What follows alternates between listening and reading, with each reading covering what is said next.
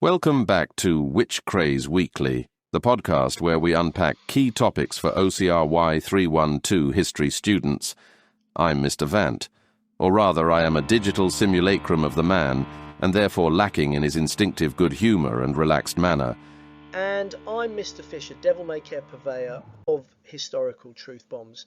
Today we're turning our attention to scepticism during the witch craze, a crucial theme to grasp for your exam essays. Despite the wave of prosecutions, there were always those who questioned the logic, legality and morality of the hunts. So let's dive in. Let's begin with the basics. What exactly do we mean by skepticism in this context? Great starting point. During the height of the witch craze, roughly between 1560 and 1660, skepticism didn't necessarily mean disbelief in witchcraft altogether. Rather, it referred to doubt about whether specific individuals were guilty, whether the evidence used in trials was valid, or whether the use of torture and forced confessions could be morally or legally justified.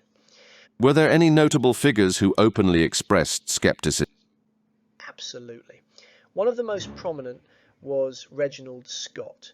In 1584, he published The Discovery of Witchcraft, one of the earliest and most influential skeptical works in England. Scot, a Protestant, believed that belief in witches undermined the sovereignty of God.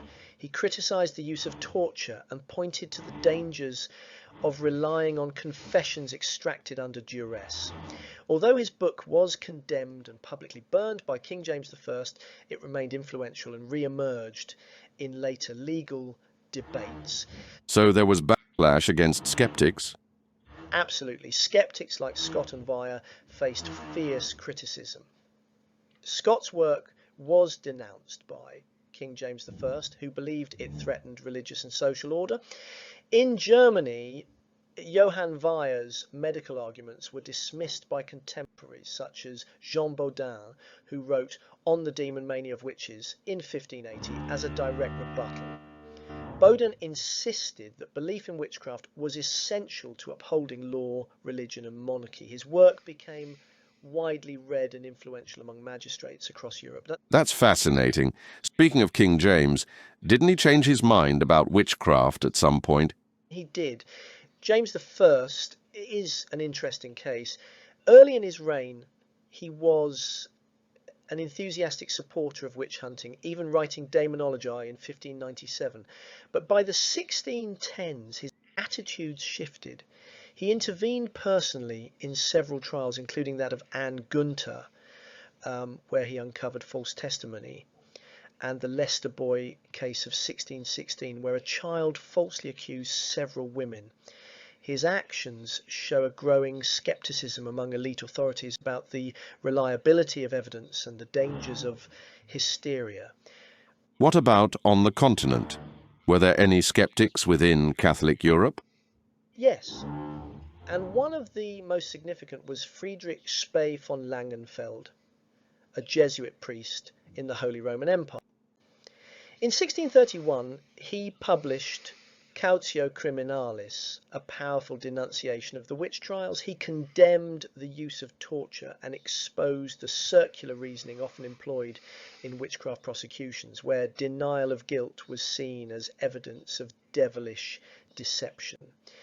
His insider status within the church lent his arguments particular weight, especially as he had personally witnessed the execution of numerous accused witches in Trier. His work circulated widely in Catholic intellectual circles, though many church and secular leaders tried to suppress it. Did any physicians or scientists of the time offer skeptical views? Absolutely. Johann Wyer, a Dutch physician and humanist, challenged witchcraft prosecutions in his 1563 work De Praestigiis Daemonum. He argued many women accused of witchcraft were suffering from mental illness or were simply vulnerable and misunderstood. He specifically criticised the persecution of elderly women, what he called the poor, old and weak, and called for medical care rather than punishment. His views influenced later Enlightenment thinkers and reformers, though at the time many judicial and theological authorities considered his theories dangerous. And how did legal institutions respond to these concerns? Were there any judicial shifts? There were, and this is where historian Brian Levac's idea of judicial scepticism is useful.